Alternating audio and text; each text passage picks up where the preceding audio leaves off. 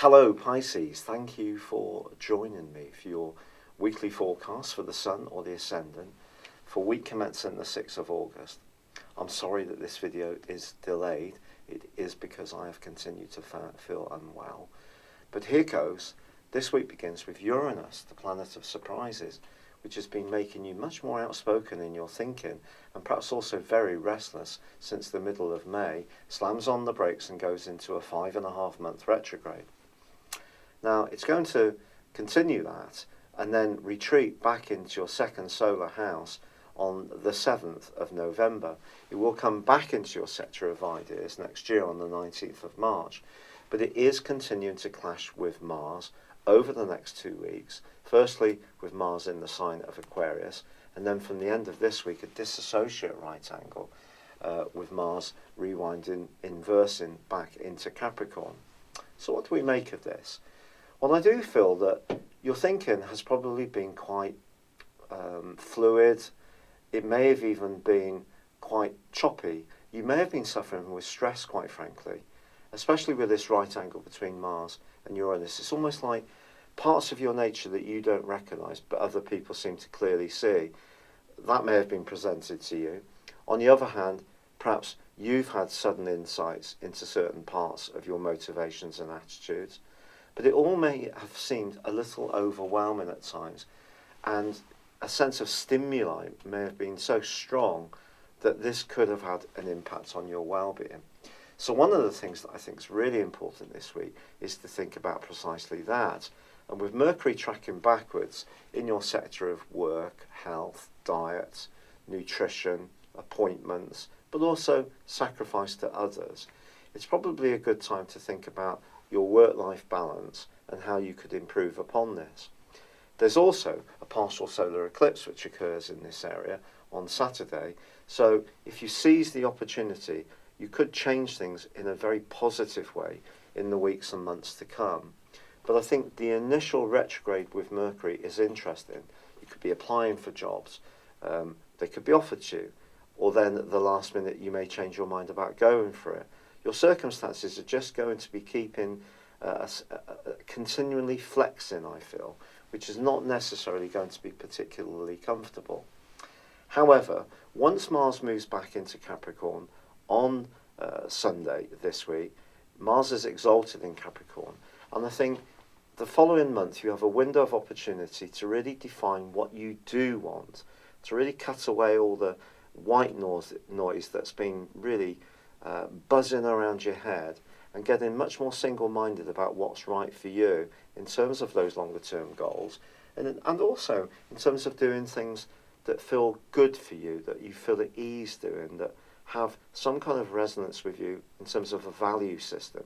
So if you're just doing something because it's a job or it's money, or because you've always been there, or whatever, I think that's where you may be feeling the restlessness most of all. If you're in charge of the process, you're the one making the changes, I think this can be a very exciting time for you, to be perfectly honest, particularly on the back of that partial solar eclipse. Now, the other thing that happens this week is that Venus moves on Monday into the deep and passionate 8th house of your scope, but into the very well balanced sign of Libra, obviously one of the two signs that this planet rules. I think this is interesting. Cooperation can at some level be good for you. So even if there's part of you that is feeling a bit rebellious, not quite knowing why, if there are links you can build with others, whether it's in a romantic context or a financial or business one, do be open to it, because there could be some benefits to be gained due to the wisdom, skill set, knowledge, wealth, or greater establishedness of anyone you come into contact with. And in a purely romantic context, things could hot up a little bit and get a little bit more passionate. It's been a real pleasure being with you, Pisces. Thanks for sticking with me. I'd love it if you would like or comment on this video, or if you've yet to do so, please do subscribe to this channel. Thank you. Hello Pisces, thank you for joining me for your monthly forecast for August for the Sun or the Ascendant. Now this month does have a lot of activity around retrogrades. We can't deny it. The North Node, 3 phases of them in the sign of Leo. That's the point of destiny, which for you at the moment is about work and health. Mercury tracking backwards in Leo, the point of health and work.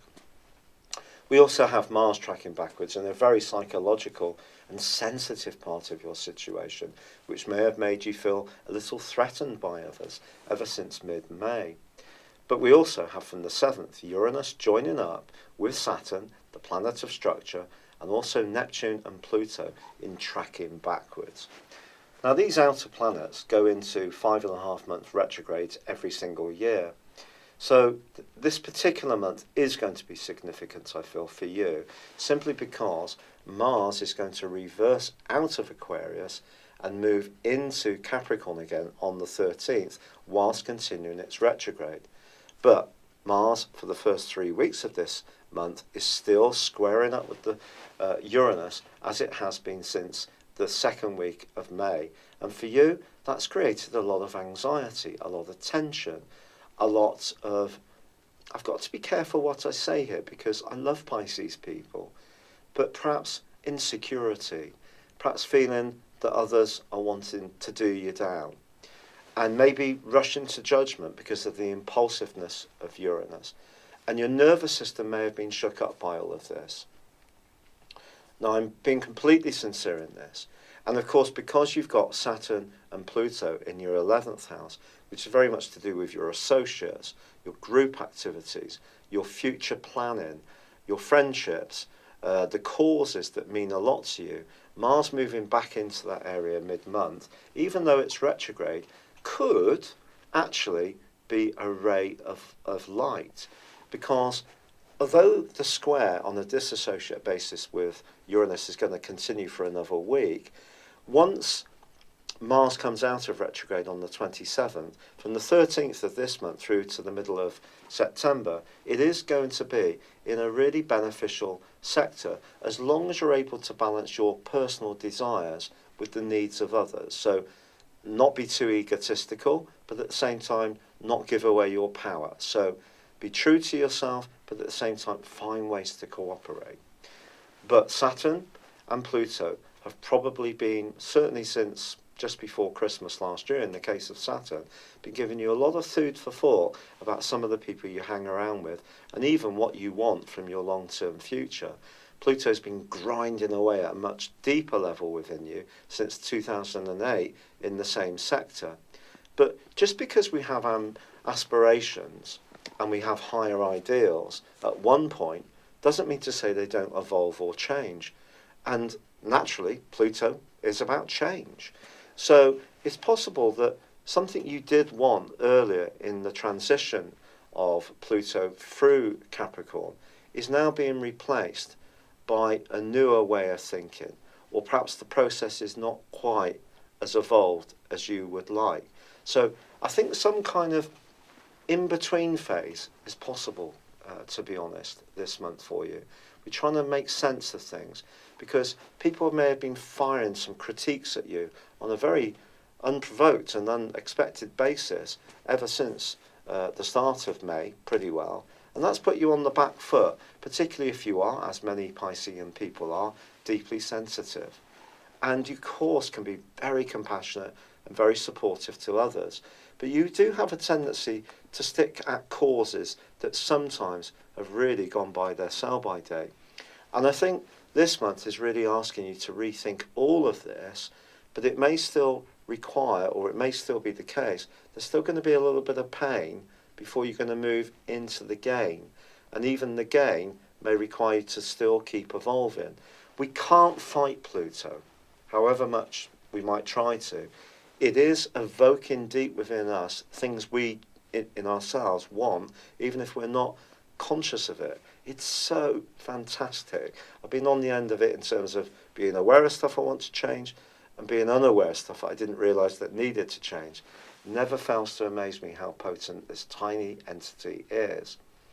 But of course, Mercury being backward through to the 17th of the month can cause some glitches at work. It may be that someone's going to be hyper-scrutinising some of your work because there's a kind of Virgoan feel to this. if you're in a role which is to do with helping or servicing people, people are going to really be wanting their pound of flesh. Pound as in weight. We don't say kilo of flesh, do I? I just thought of that. Sorry, Aquarius moment. And so you're going to have to really try and be on the ball, even if at times this month you could feel jaded, your nervous system could feel off, you may feel quite exhausted at times.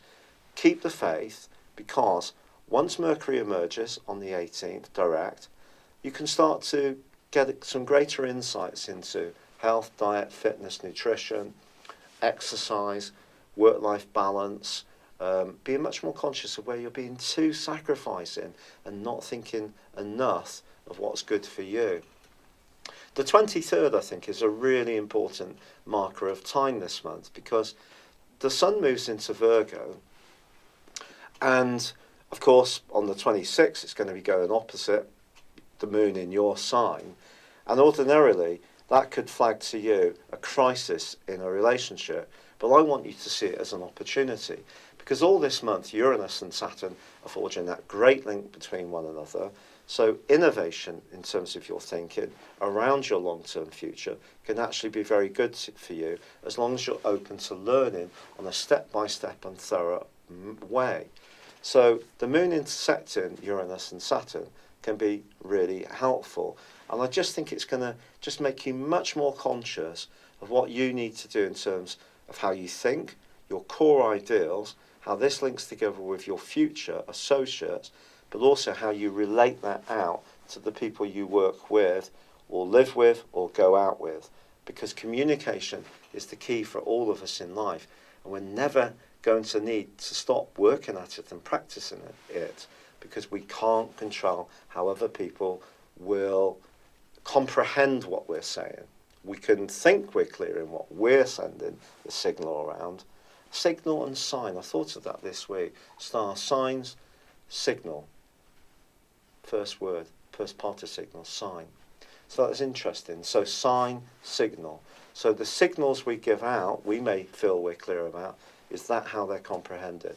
And I think that's what's going to be coming to the fore towards the end of this month, particularly if you're getting on the front foot, coming out of this more nervous, bit stressed out kind of phase, and moving into telling people what you need, which is really good, really healthy. Now, Mars also ends its retrograde on the 27th, and it's going to really help you in the first 2 weeks of September and the very end of this month. To be go-getting, find those levels of cooperation, balance your needs with those of people that you are involved with, finding points of give and take, collaboration. I love that concept. It is so, so helpful. Now, the other aspect that's going to be going on all this month for you, which is hugely wonderful, concerns your co-regents of Jupiter and Neptune. And they're going to be cooperating brilliantly. So Jupiter, it's all about exploration, knowledge, travel, escaping things that aren't really giving you much pleasure. But Neptune's in your own sign.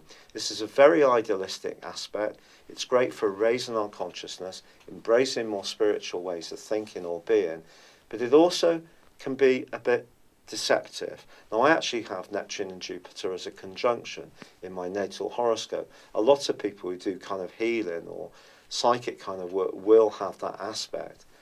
But in this trine, it can be very good, but also if you are developing new ideas that are enlightened, they still got to work in reality.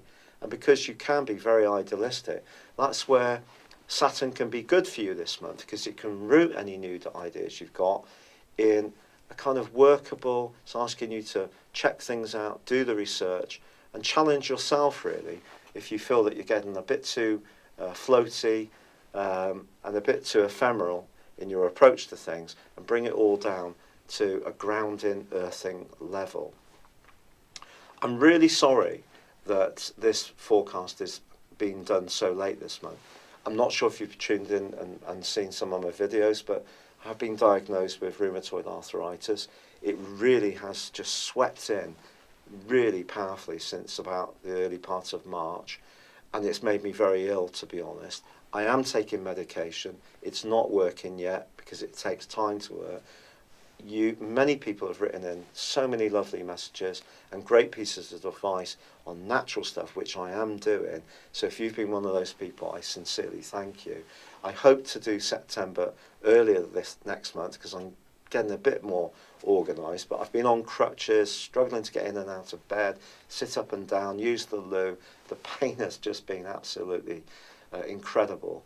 But I'm feeling very optimistic. I love doing what I'm doing, and I've made the decision to stop trying to be too sort of equable in terms of the Libra and Ascendant I've got, and I'm telling things as they are. So I'm sorry if some of what I've said is a bit more to the point, but I'm just being real. I've just saying to Aquarius people, the Leo King says he does deep astrology. Well, I do real astrology. Thank you for joining me. I'd love it if you would like, comment, or subscribe to my channel if you've yet to do so. Thank you. Hello, thank you so much for watching my video. I'd love you to join me at my Horoscope Ace app. You can find this at www.horoscope-ace.com. You can use it through Android, iOS, Apple, or Facebook. Check out your ascendant or your moon sign, or download your free birth chart. There's all your favourite videos, plus there are daily, weekly, monthly and yearly horoscopes for general, love, Chinese and Indian astrology.